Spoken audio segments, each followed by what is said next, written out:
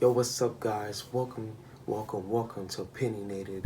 I'm Javy from Urban Podcast. So today I want to talk about, how things are, how things would be rather on Black Friday if cars were like half off. Could you just imagine that if cars were half off, man? I mean, that would be like the most interesting things. I mean, that would be like a real dream come true in a sense. In a sense of a matter of you could just own a whip, and all that stuff, and you'll be like, oh look, I got my first car for half off, and it's just amazing. I mean, some places do have that, but that's very rare that you actually find that today in today's standards. But you really won't find that, in my opinion. Okay, so what would happen with the automakers and stuff? I mean, obviously we don't care what happens with the automaker and things like that, but for those of you who do care, such as myself, and how it would affect the economy, it would affect the economy in a negative way, because people would seek this out to going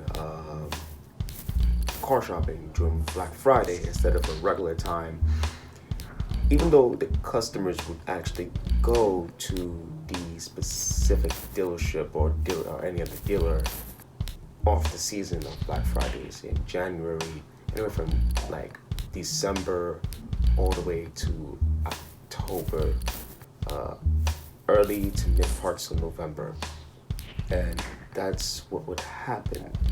But unfortunately, that's not the case what's happening, and that's why they have certain deals for every season in order to attract the customers' needs, and that's just ways to bribe us into buying a vehicle, and to see what we really want and what we really want to buy, but it's the comfortability. And obviously, if we don't like something, we just dip out and we leave. Let's say let me give you a backstory of my experience when I first went to do my first car shopping. I went to the dealership, saw this nice car. I searched online first, and I saw this car for 12 grand. I said, yo, 12 grand? This is gonna be like my first dope whip. It's a coupe, and it's nice, and it got paddle shifters. I said, yo, I need this car. I'm really a person that's into paddle shifting, so let me just go into the paddle shifting time, man. Forget about the manual where I just crank the gears back and forth. So when I went to the lot, the price ended up way more than what I saw online.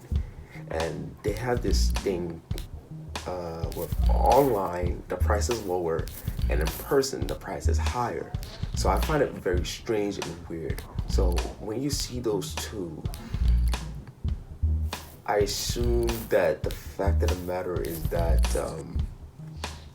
the price is obviously going to be exponentially higher online, with taxes, shipping and handling, if you want to get it shipped to your house, things like that. I think that's what would happen if you really look at that perspective and per se, I would say. But that's what I think would happen. So there's a reason why this show is called, there's a reason why part of this series in Urban Podcast is called Opinionated, because it's based off my opinion. It could also be factual as well.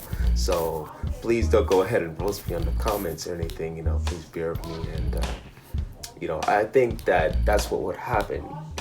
Everything would just like go up and up and up and up and up. So that's exactly what I think would happen. And that would be the real big case and all that stuff. Speaking of exponentially raising prices and so on and so forth, we see things like Apple, trying to, companies like Apple try to come up with things before the holiday season. Apple's like, ho, ho, ho, here we go. Go ahead and spend your money on our brand new AirPods Max. The design is quite, I don't know how to explain it. It looks just like a purse. It looks like it looks like for you females out there type of AirPods. I mean, over the head AirPod. I mean, over the head. I can't even like say what it is, because It's not even the AirPods. It's not the AirPods, such as the actual AirPods Pro, the AirPods the 1 and 2. It doesn't. I don't know why they named it that. They could have just named it AirPod. No, wait, hold on. My bad. They could have just said Apple over-ear studios, or come up with something fancy, because remember, they do own, Dr. Dre's headphone brand Beats, so they could have easily took that name, Studio, or maybe something even more fancier, but not Max. Max sounds too extreme. Max sounds like, hey, we have come to the conclusion, ladies and gentlemen, that this is the most we could ever do with over-the-ear headphones. No, because what they're gonna do next is come up with a different chip and a different chip and a different one and a different one.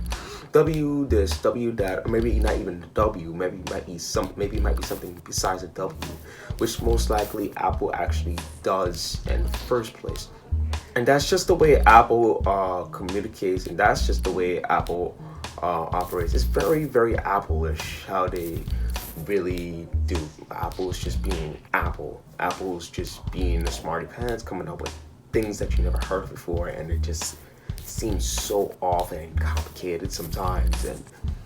But that's just the way Apple is, and owning Apple computers, owning Apple phones. Apple's my favorite brand, besides having an Android. No offense to Android users though, because I got friends that are Android users and we're bros, and if it's a brother or sister, meaning like it's a he or she, we cool, I still be like, hey, let's have a conversation.